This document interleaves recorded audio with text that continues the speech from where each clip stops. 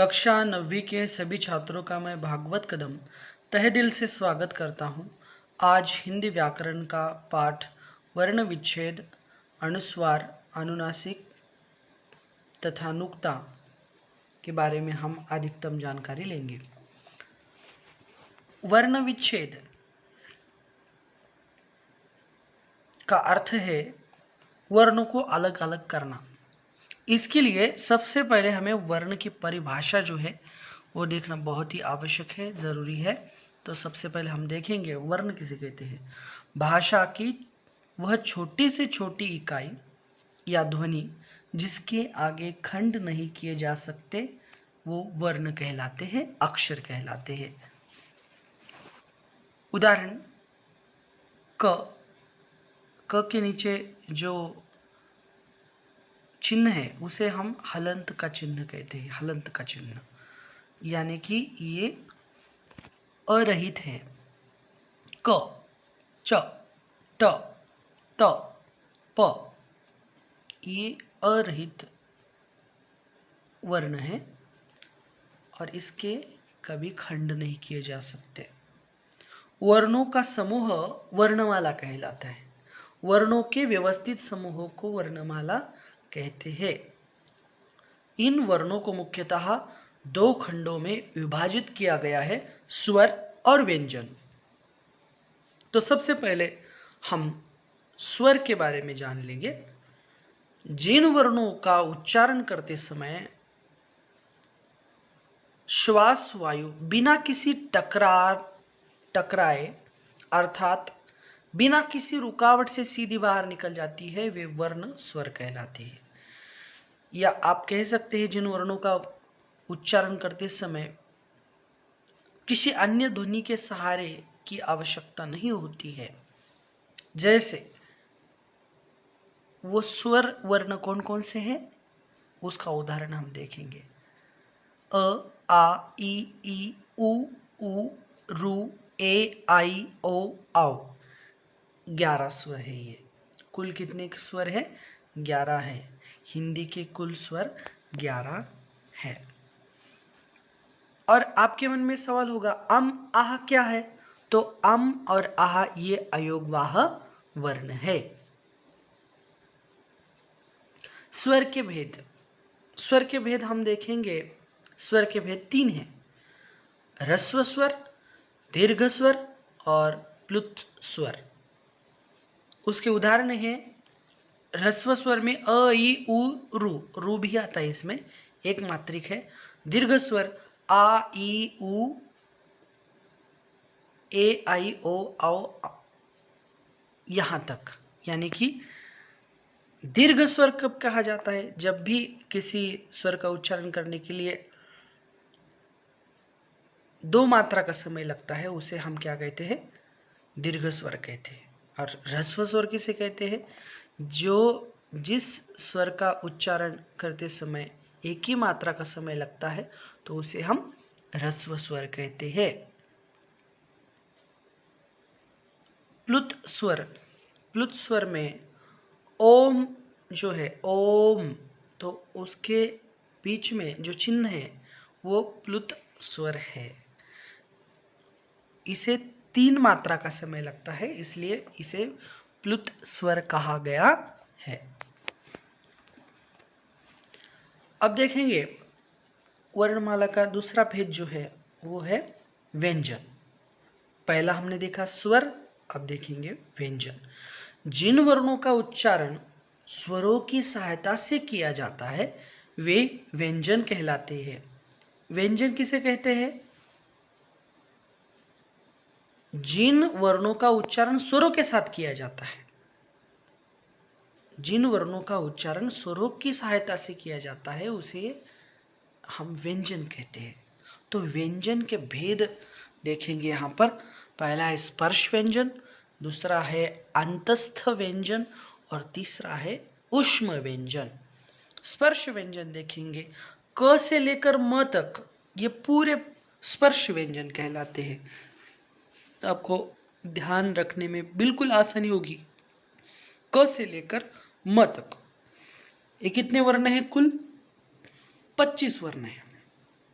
तो हर एक एक वर्ग हम देखेंगे।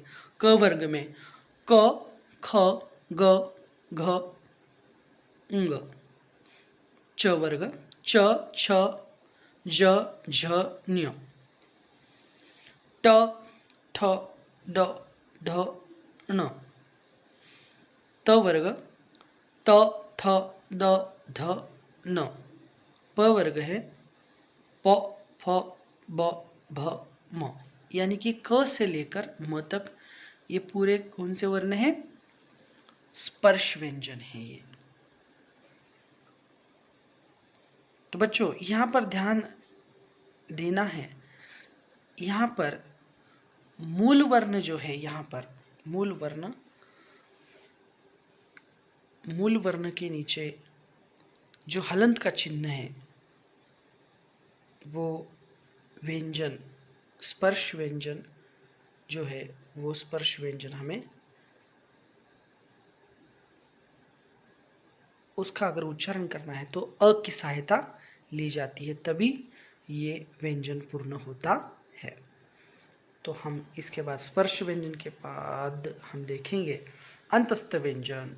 अंतस्थ व्यंजन य, र, ल, व, इसे अंतस्थ व्यंजन कहा जाता है। ऊष्म व्यंजन श, श, स, ह, इसे ऊष्म व्यंजन इसलिए कहा जाता है कि इन वर्णों का उच्चारण करते समय हवा मुंह से ज़्यादा निकलती है। एक ऊष्मा लेकर हवा, ऊष्म हवा बाहर निकलती है इसका उच्चारण करते समय, इसलिए इसे ऊष्म व्यंजन कहा जाता है। संयुक्त व्यंजन क्ष, त्र, ज्ञ, श्र। संयुक्त यानी कि दो वर्णों से मिलकर जो वर्ण बनता है उसे हम संयुक्त वर्ण कहेंगे, संयुक्त व्यंजन कहेंगे। तो कौन कौन से व्यंजन आते हैं इसमें संयुक्त व्यंजन में? क्ष, त्र, ज्ञ, श्र। तो अनुस्वार हम इसके बाद देखेंगे बच्चों। अनुस्वार किसे कहा जाता है? देखिए, स्पर्श व्यंजन वर्गों का अंतिम व्यंजन नासिक्य ध्वनि है।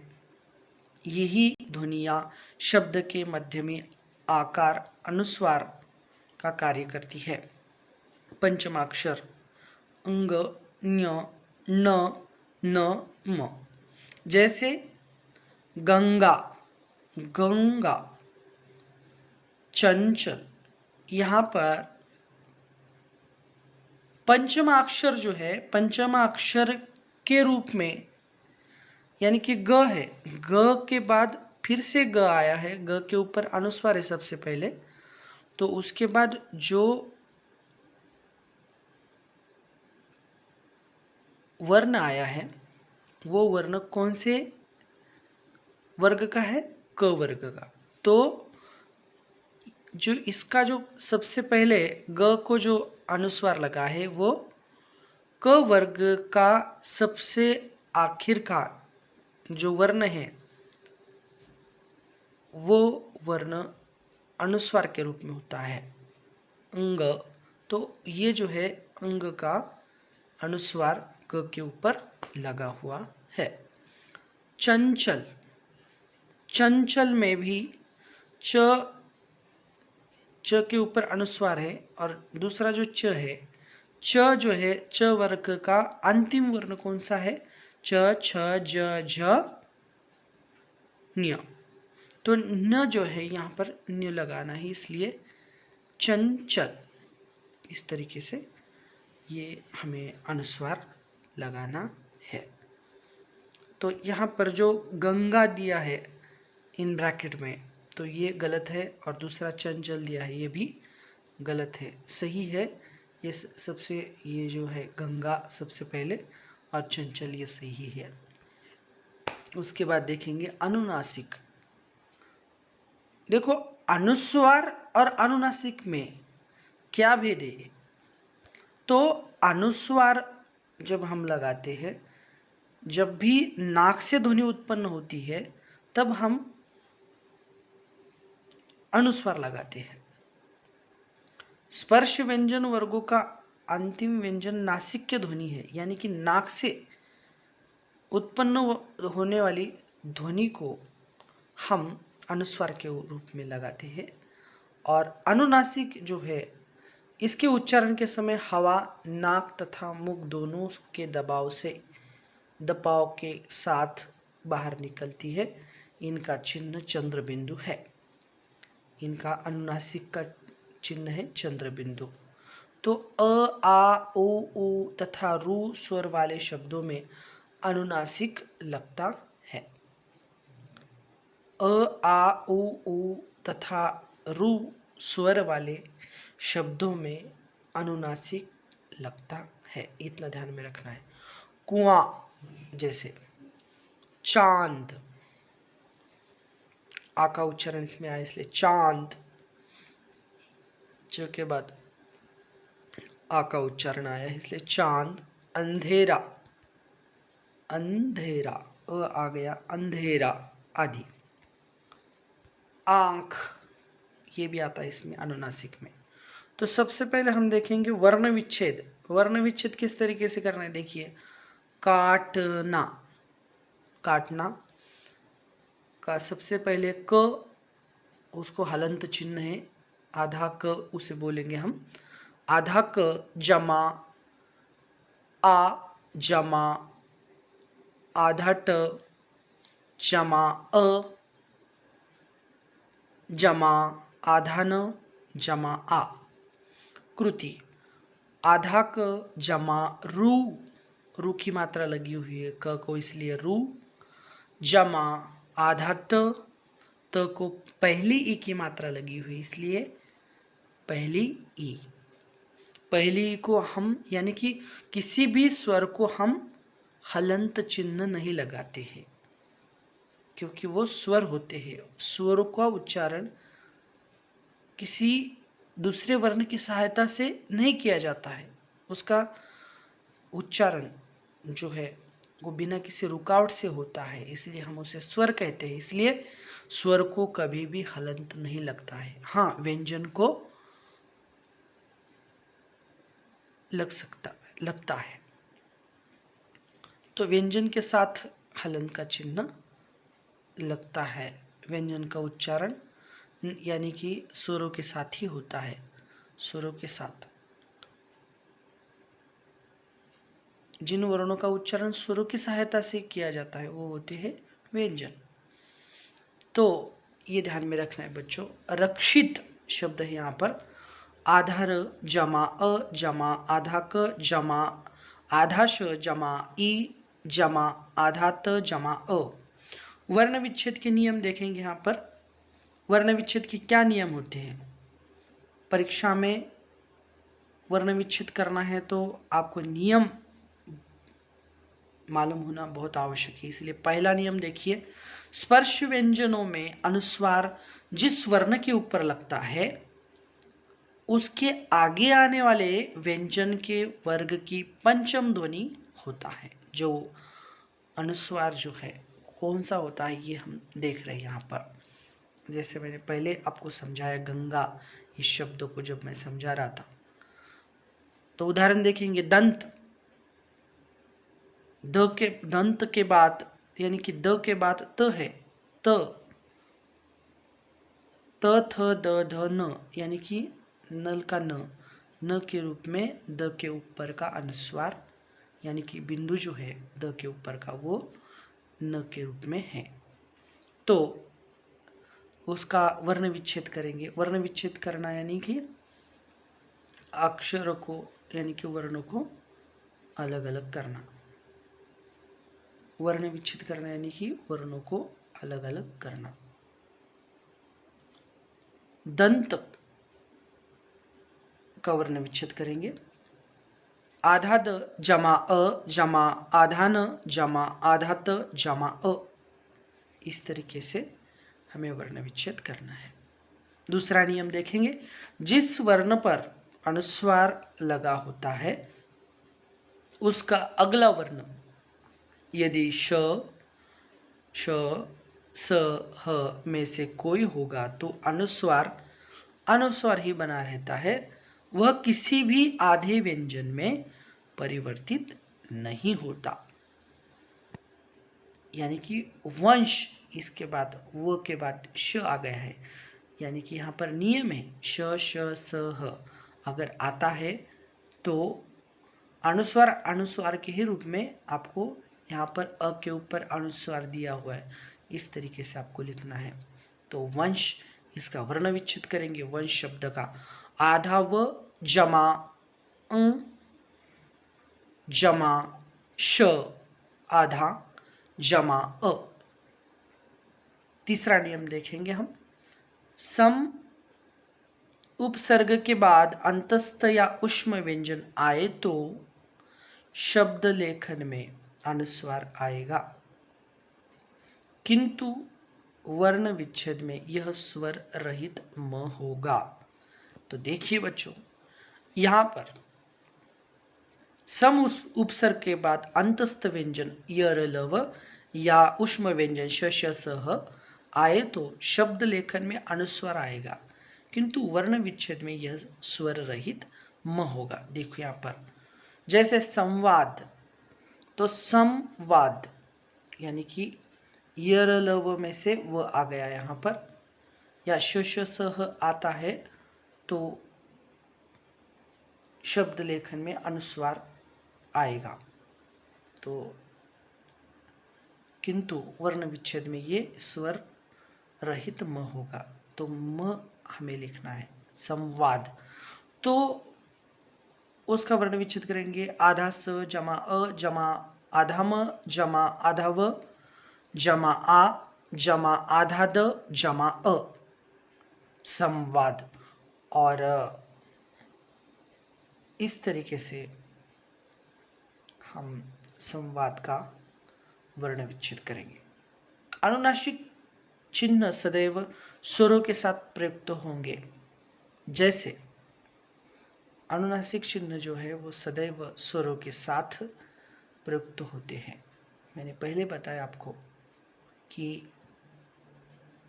अनुनासिक चिन्ह जो है वो स्वरों के साथ प्रयुक्त होते हैं।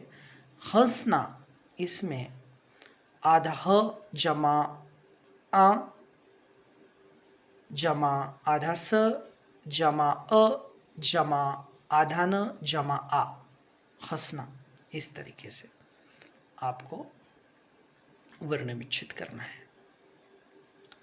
र के नियम, र के नियम भी वर्ण विच्छेद में बहुत महत्वपूर्ण होते हैं। कर्म, र के नियम में रेफ, दूसरा है पदेन, तीसरे है रुक की मात्रा, सॉरी रुक की मात्रा नहीं आती उसमें, इसमें हंस पद चिन्ह जैसा आपको देखने के लिए मिलेगा। यानी कि 3 रूप जो है वो र के मिलेंगे। तो कर्म,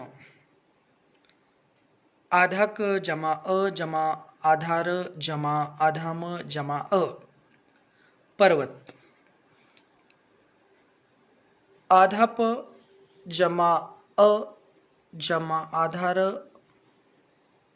जमा आधा व जमा अ जमा आधा त जमा अ। तो यहां पर देखिए पर्वत यानी कि प पूरा है, प जमा अ यानी कि प पूरा है, प के बाद र आया है, तो र जो है वो उसके आगे वाले प के बाद जो वर्ण है उसके ऊपर र लग जाता है, यानी कि स्वर रहित र ये होता है। क्रम, क आधा जमा र जमा अ जमा आधा म जमा अ, क्रम। ट्रेन, आधा ट जमा आधा र जमा ये जमा आधा न जमा अ, ट्रेन। तो इस तरीके से हमें इसको हम पदेन का चिन्ह कहते हैं। जो आधा क है, आधा क को आधे क को अगर र लग गया तो वो होता है क्र। तो उसे जो तिरछी रेखा दिख रही है क के नीचे, यानी कि क का जो आकार है उसके नीचे हमें थोड़ी तिरछी रेखा जो दिख रही है उसे हम पदेन का चिन्ह कहते हैं। ट्रेन को जो लगा है जैसे कि हंसपद जैसा लगा हुआ है, ये भी र का रूप है।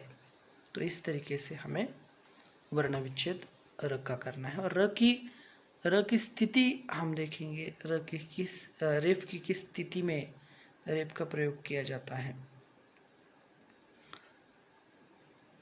रेफ की स्थिति जब र स्वर रहित हो तथा वह किसी अन्य व्यंजन से संयुक्त हो, तो ऐसी स्थिति में र अपने बाद आने वाले व्यंजन के ऊपर रेफ के रूप में लिखा जाता है। आधा क जमा अ जमा आधा र जमा आधा म जमा अ बराबर कर्म। आधा त जमा अ जमा आधा र जमा आधा क जमा अ बराबर तर्क। आधा स जमा अ जमा आधा र जमा आधा प जमा अ बराबर सर्प। आधा ध जमा अ आधा र जमा आधा म जमा अ बराबर धर्म। आधा न जमा ई जमा आधा र जमा आधा ज जमा अ जमा आधा न जमा अ बराबर निर्जन। ध्यान देने योग्य बातें, यदि स्वर रहित र के बाद आने वाले व्यंजन के साथ स्वर की मात्रा हो तो रेफ अपने बाद आने वाले व्यंजन की मात्रा पर स्थित होता है। जैसे आधा च जमा अ जमा आधा र जमा आधा च जमा आ बराबर चर्चा। आधा क जमा बड़े ई जमा आधा र जमा आधा त जमा ई बराबर कीर्ति। व आधा जमा ई जमा आधा द जमा य जमा आ जमा आधा र जमा थ जमा बड़ी ई बराबर विद्यार्थी। यदि स्वर रहित र के तुरंत बाद आने वाले व्यंजन के साथ स्वर की मात्रा न हो तथा उसके बाद आने वाले व्यंजन के साथ हो तो रेफ उसी व्यंजन की मात्रा पर स्थित होता है। जैसे आधा स जमा आ जमा आधा म जमा अ जमा आधा र जमा आधा थ जमा आधा य जमा अ बराबर सामर्थ्य। र की पदेन रूप में स्थिति देखेंगे हम अभी। यदि किसी स्वर रहित व्यंजन के बाद स्वर रहित र हो तो उस र को पदेन रूप में लिखा जाता है। इसके लेखन के प्रकार इस प्रकार है। पाई वाले व्यंजनों के बाद स्वर रहित र की स्थिति आधा क जमा आधा र जमा अ जमा आधा म जमा अ बराबर क्रम। आधा प जमा आधा र जमा अ जमा आधा श जमा आधा न जमा अ बराबर प्रश्न। उ जमा आधा म जमा आधा र जमा अ बराबर उम्र। पाई रहित व्यंजनों के बाद ट वर्ग में ट तथा ड स्वर रहित र की स्थिति देखिए।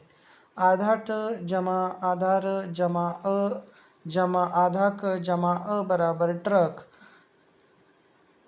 ड आधा जमा र आधा जमा ई जमा आधा ल जमा अ बराबर ड्रिल। ड आधा जमा आधा र जमा आ जमा म आधा जमा आ बराबर ड्रामा। नोट: आधा ठ जमा आधा र जमा अ ठ बोलते उसको। आधा ढ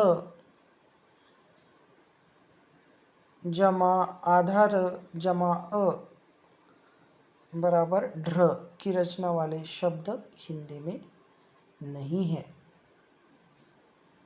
ये नियम है इस प्रकार। ग द के साथ स्वर रहित र की स्थिति। आधा द जमा आधार जमा अ जमा आधा व जमा अ बराबर द्रव। आधा व जमा ई जमा आधा द जमा आधा र बड़ी ऊ जमा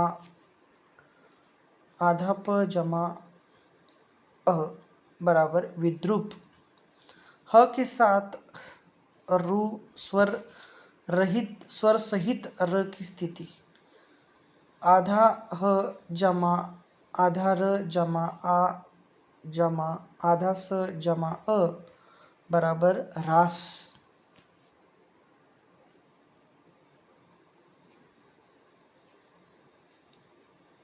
त के साथ स्वर सहित र की स्थिति। आधा त जमा आधा र जमा ई आधा जमा, फिर से एक बार बताता हूँ, आधा त जमा र जमा ई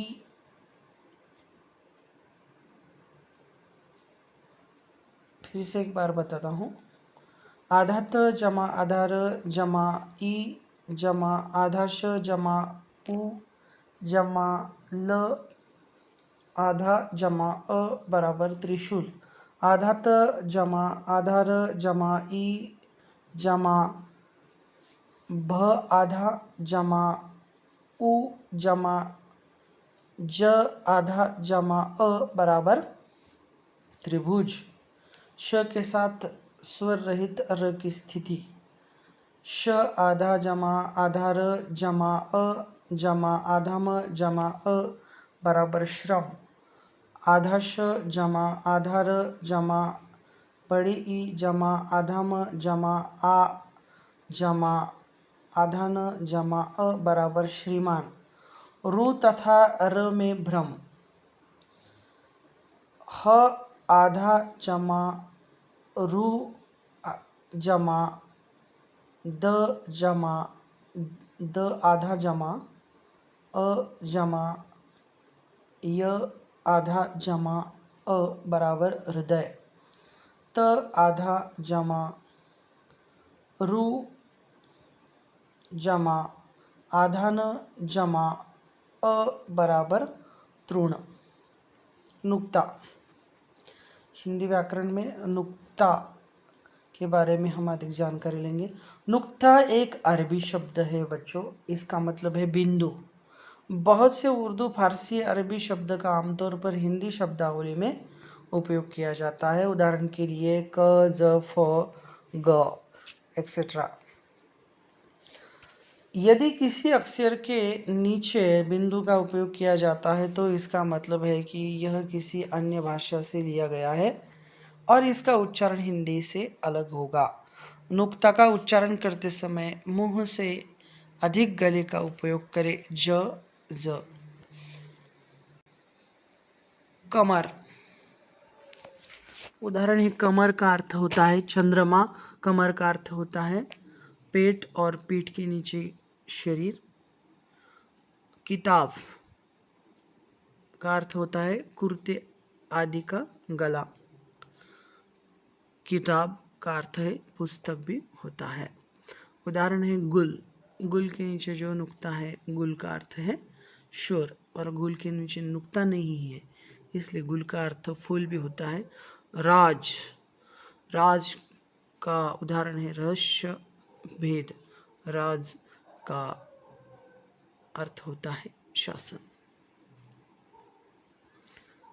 उदाहरण है यहाँ पर सजा। सजा का अर्थ है श्रृंगार करना। सजा यहाँ पर है तो उसका अर्थ है दंड। तो यहाँ पर बच्चों वर्ण विच्छेद, अनुस्वार, अनुनासिक तथा नुक्ता के बारे में हमने अधिकतम जानकारी ली है। अगर कुछ समस्या हो तो मुझसे आप संपर्क कर सकते हैं और इस चैनल को सब्सक्राइब करना न भूलिए। बहुत बहुत धन्यवाद छात्रों।